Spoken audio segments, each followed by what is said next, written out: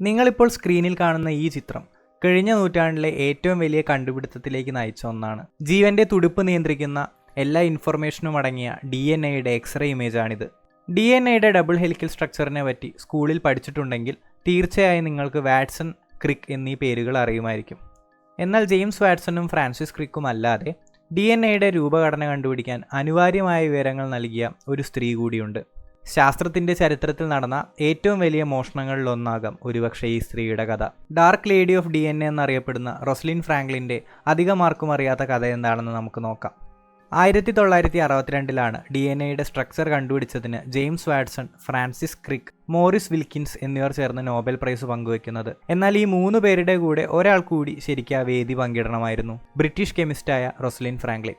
DNA-യുടെ structure കണ്ടുപിടിക്കാൻ സഹായിച്ച photograph 51 എന്ന പ്രശസ്തമായ ഫോട്ടോ റൊസലിൻ ഫ്രാങ്ക്ലിൻ്റെ സംഭാവനയാണ്. ഈ ഒരു ചിത്രം ഉണ്ടായിരുന്നില്ലെങ്കിൽ പല മോഡലുകളുടെയും പിന്നാലെ പോയി പരാജയപ്പെട്ട് വാട്സണും ക്രിക്കിനും ഒരുപാട് വർഷങ്ങൾ നഷ്ടപ്പെട്ടു പോയേനെ.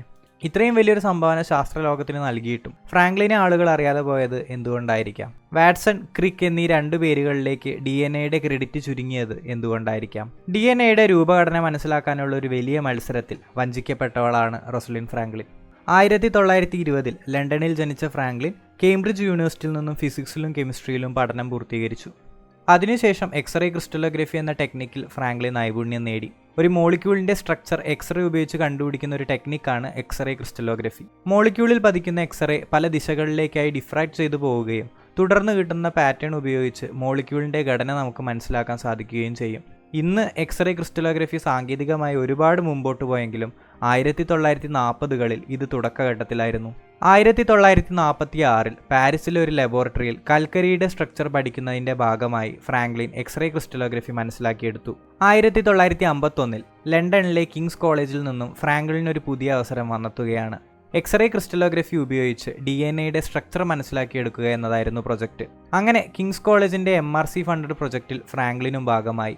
ജോൺ റാൻഡൽ എന്നൊരു ശാസ്ത്രജ്ഞനായിരുന്നു ലാബിന്റെ ചുമതല. എക്സ്റേ ക്രിസ്റ്റലോഗ്രഫി ഉപയോഗിച്ചിട്ടുള്ള എക്സ്പെരിമെന്റുകൾ മോറിസ് വിൽക്കിൻസ് എന്നൊരു ശാസ്ത്രജ്ഞനും റൊസലിൻ ഫ്രാങ്ക്ലിനും ചേർന്നാണ് നടത്തിയിരുന്നത്. അന്ന് DNA-യുടെ രൂപഘടന ശാസ്ത്രലോകത്ത് ഒരു നിഗൂഢതയായിരുന്നു. പല ശാസ്ത്രജ്ഞരും ഈ ഒരു രഹസ്യം കണ്ടെത്തി ചരിത്രത്തിന്റെ ഭാഗമാകാൻ ശ്രമിച്ചുകൊണ്ടേയിരുന്നു. കേംബ്രിഡ്ജ് സർവകലാശാലയിൽ വാട്സണും ക്രിക്കും ഇതേ സമയം DNA-യുടെ തിയററ്റിക്കൽ മോഡലുകൾ ഉണ്ടാക്കാൻ ശ്രമിക്കുന്നുണ്ടായിരുന്നു. അങ്ങനെ ലോകം മുഴുവൻ DNA-യുടെ സ്ട്രക്ചർ കണ്ടുപിടിക്കാൻ വേണ്ടിയുള്ള ഒരു മത്സരം നടന്നുകൊണ്ടിരിക്കുകയായിരുന്നു. ഇതിനിടയിൽ കിങ്സ് കോളേജിലെ ലാബിൽ ഫ്രാങ്ക്ലിനും വിൽക്കിൻസും തമ്മിൽ പല പ്രശ്നങ്ങളും ഉണ്ടായിരുന്നു. റൊസലിൻ ഫ്രാങ്ക്ലിൻ കുറച്ച് സ്ട്രെയിറ്റ് ഫോർവേഡായ ഒരു ക്യാരക്ടറുള്ള ഒരു വ്യക്തിയാണ്. നേരെ മറിച്ച് വിൽക്കിൻസ് കുറച്ച് ഒതുങ്ങിയ ക്യാരക്ടറുള്ള വ്യക്തിയും. ഇതുകൊണ്ട് തന്നെ പല അവസരങ്ങളിലും ഇവർക്ക് ലാബിൽ പൊരുത്തപ്പെട്ട എക്സ്പെരിമെൻറ്റുകൾ നടത്തിക്കൊണ്ടുപോകാൻ സാധിക്കാതെയായി. അങ്ങനെ കുറച്ച് വർഷങ്ങൾ കഴിഞ്ഞപ്പോൾ ഇവർ രണ്ടുപേരും ഒരേ ലാബിൽ DNA-യെക്കുറിച്ച് ഇൻഡിപെൻഡൻ്റായി പഠിക്കാൻ തുടങ്ങി. ഈ സമയത്താണ് റൊസലിൻ ഫ്രാങ്ക്ലിൻ DNA-യുടെ 2 വ്യത്യസ്ത രൂപങ്ങളെ പറ്റി എക്സ്റേ ക്രിസ്റ്റലോഗ്രഫി വഴി കണ്ടെത്തുന്നത്. ഇതിനെ Franklin crystalline A ഫോമായും B ഫോമായും തരംതിരിച്ചു. A ഫോമിലുള്ള DNA-യിൽ ഹ്യൂമിഡിറ്റി കൂടുമ്പോഴാണ് B ഫോം ആകുന്നത് എന്ന് ഫ്രാങ്ക്ലിൻ കണ്ടെത്തി. എന്നാൽ B ഫോമിലുള്ള DNA ആണ് മനുഷ്യകോശത്തിന്റെ അകത്ത് ഉണ്ടാകാൻ സാധ്യതയെന്ന് ഫ്രാങ്ക്ലിൻ അന്ന് തിരിച്ചറിഞ്ഞില്ല. 1951 നവംബറിൽ ഫ്രാങ്ക്ലിൻ നടത്തിയൊരു സെമിനാറിൽ ഈ 2 ഫോംസിനെ പറ്റിയും ഫ്രാങ്ക്ലിൻ സംസാരിച്ചു. 2 ഫോമും ഹെലിക്കൽ സ്ട്രക്ചർ ആകാനാണ് സാധ്യതയുള്ളതെന്നും ഫ്രാങ്ക്ലിൻ പറഞ്ഞു. എങ്ങനെയാണ് ഹെലിക്കൽ സ്ട്രക്ചർ ഉണ്ടാകുന്നത് എന്നറിയാൻ കൂടുതൽ പരീക്ഷണങ്ങൾ ആവശ്യമായിരുന്നു. നിങ്ങളിപ്പോൾ സ്ക്രീനിൽ കാണുന്ന ഷേപ്പിനെയാണ് ഹെലിക്കൽ സ്ട്രക്ചർ എന്ന് വിളിക്കുന്നത്. ഇതേപോലത്തെ 2 ഹെലിക്കൽ സ്ട്രക്ചറുകൾ കൂടി ചേർന്നാണ് DNA ഉണ്ടാകുന്നത്. 1951 നടന്ന ഈ സെമിനാറിൽ വാട്സണും പങ്കെടുത്തിരുന്നു. കിങ്സ് കോളേജിലെ വർക്കിൽ സംതൃപ്തനായ വാട്സൺ കുറച്ചു വർഷങ്ങളായി കേംബ്രിഡ്ജിൽ ക്രിക്കുമായി ചേർന്നുണ്ടാക്കിയ തിയററ്റിക്കൽ മോഡലുകൾ കാണിക്കാൻ ഫ്രാങ്ക്ലിനെയും വിൽക്കിൻസിനെയും ക്ഷണിക്കുകയാണ്. ഇവിടെ വെച്ച് റൊസലിൻ ഫ്രാങ്ക്ലിൻ വാട്സന്റെയും ക്രിക്കിന്റെയും മോഡൽ വിമർശിക്കുന്നുണ്ട്. DNA-യുടെ സ്ട്രക്ചറിന് കൂടുതൽ തെളിവുകൾ കിട്ടാനായി 2 കൂട്ടരും പരിശ്രമങ്ങൾ തുടർന്നുകൊണ്ടേയിരുന്നു. കിങ്സ് കോളേജ് ലണ്ടനും കേംബ്രിഡ്ജ് യൂണിവേഴ്സിറ്റിയും തമ്മിലുള്ള ഒരു മത്സരമായി മാറിയത്. അങ്ങനെ ഇരിക്കെയാണ് അമേരിക്കൻ സയന്റിസ്റ്റായ ലിനസ് പോളിംഗ് DNA പറ്റി ഒരു ആർട്ടിക്കിൾ പബ്ലിഷ് ചെയ്യുന്നത്. ഈ ആർട്ടിക്കിളിൽ DNA-യുടെ സ്ട്രക്ചർ കണ്ടെത്തുന്നതിന് തൊട്ടടുത്ത് ഈ സയന്റിസ്റ്റുകൾ എത്തിയെന്ന് അവർ പറയുന്നുണ്ടായിരുന്നു. ഈ വാർത്തയറിഞ്ഞ വാട്സണ് പേടിയായി. പെട്ടെന്ന് തന്നെ DNA-യുടെ സ്ട്രക്ചർ എന്താണെന്ന് കണ്ടുപിടിച്ചില്ലെങ്കിൽ ഈ ഒരു അവസരം തങ്ങളുടെ കയ്യിൽ നിന്ന് നഷ്ടപ്പെടുമെന്ന് അവർ മനസ്സിലാക്കി. അതുകൊണ്ട് തന്നെ വാട്സണും ക്രിക്കും പെട്ടെന്ന് തന്നെ അവരുടെ പ്രൊജക്റ്റ് തീർക്കാൻ വേണ്ടി കിങ്സ് കോളേജുമായി ഒരു കൊളാബറേഷന് ശ്രമിക്കുന്നു. ഇതിന്റെ ഭാഗമായി ഫ്രാങ്ക്ലിനെ കണ്ട് വാട്സൺ ക്രിസ്റ്റലോഗ്രഫി റിസൾട്ടുകൾ ഷെയർ ചെയ്യാൻ പറയുന്നു. ഫ്രാങ്ക്ലിന് എക്സ്റേ ക്രിസ്റ്റലോഗ്രഫി ചിത്രങ്ങൾ അനലൈസ് ചെയ്യാനുള്ള കഴിവില്ല എന്നാണ് വാട്സൺ അന്ന് പറഞ്ഞത്.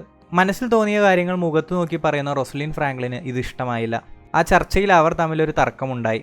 വർഷങ്ങളായി ക്രിസ്റ്റലോഗ്രഫി പഠിച്ച് പ്രാക്ടീസ് ചെയ്തുകൊണ്ടിരിക്കുന്ന ഫ്രാങ്ക്ലിനെ ഒരു സ്ത്രീ ആയതുകൊണ്ട് മാത്രമാണ് വാട്സൺ ചെറുതാക്കി കണ്ടത് എന്ന രീതിയിൽ അഭിപ്രായങ്ങൾ വരികയുണ്ടായി. വാട്സൺ ഈ കൂടിക്കാഴ്ചയ്ക്ക് വരുന്നതിന് 8 മാസം മുമ്പ് തന്നെ DNA-യുടെ ബി ഫോമിൻ്റെ പ്രസിദ്ധമായ ചിത്രം ഫോട്ടോഗ്രാഫ് 51 എന്ന പേരിൽ ഫ്രാങ്ക്ലിൻ എടുത്തു വെച്ചിട്ടുണ്ടായിരുന്നു. തൽക്കാലം എ ഫോമിലേക്ക് ശ്രദ്ധ കേന്ദ്രീകരിച്ച് പ്രവർത്തിക്കാനായിരുന്നു ഫ്രാങ്ക്ലിൻ്റെ തീരുമാനം.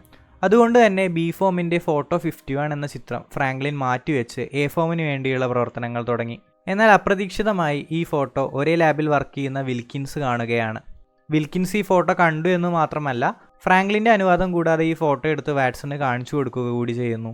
ഫോട്ടോ 51 കണ്ടപ്പോൾ തന്നെ ഒരു ഡബിൾ ഹെലിക്കൽ സ്ട്രക്ചറിന് മാത്രമേ ഇത്തരത്തിലുള്ള ഒരു ഡിഫ്രാക്ഷൻ പാറ്റേൺ ഉണ്ടാക്കാൻ കഴിയുള്ളൂ എന്ന് വാട്സന്റെ മനസ്സിൽ തോന്നി. ഉടൻ തന്നെ കേംബ്രിഡ്ജ് യൂണിവേഴ്സിറ്റിയിലെ ക്രിക്കിനെ വാട്സൺ ഈ വിവരം അറിയിച്ചു. വിൽക്കിൻസിന്റെ സഹായത്തോടു കൂടി തന്നെ കിങ്സ് കോളേജിലെ പഠനങ്ങളുടെ റിപ്പോർട്ടിന്റെ ഒരു കോപ്പി വാട്സൺ കൈക്കലാക്കി. വിൽക്കിൻസും ഫ്രാങ്ക്ലിനും ചേർന്ന് എഴുതിയ ഒരുപാട് കൺക്ലൂഷൻസ് ആ റിപ്പോർട്ടിൽ ഉണ്ടായിരുന്നു.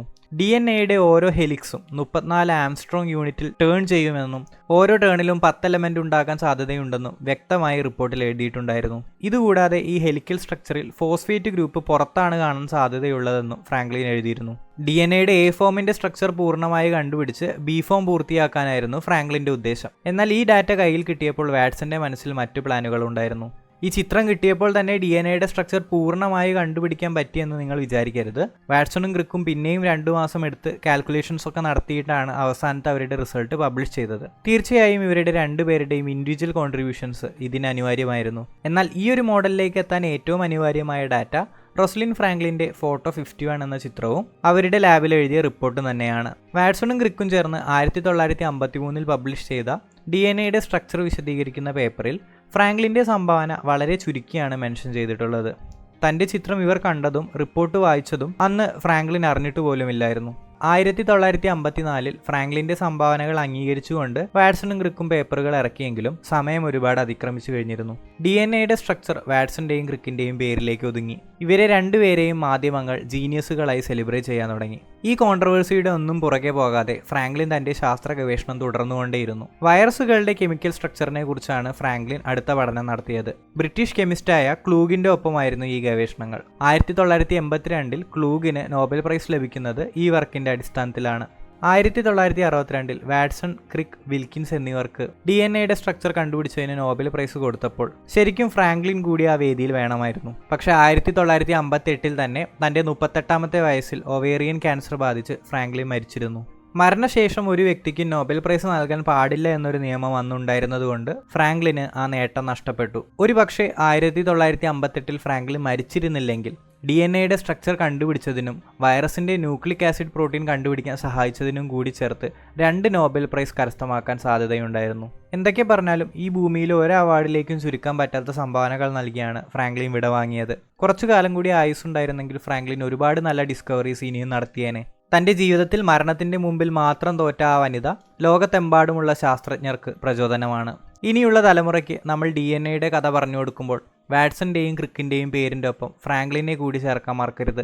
കാരണം പൂർത്തിയാകാത്ത കഥകൾ എന്നും ഒരഭംഗിയാണ്, സാഹിത്യത്തിലായാലും ശാസ്ത്രത്തിലായാലും. ഈ വീഡിയോയെക്കുറിച്ചുള്ള നിങ്ങളുടെ അഭിപ്രായങ്ങൾ കമൻറ്റ് സെക്ഷനിൽ അറിയിക്കുക. ഇതേപോലത്തെ മറ്റൊരു വീഡിയോയുമായി വീണ്ടും കാണാം. ബൈ.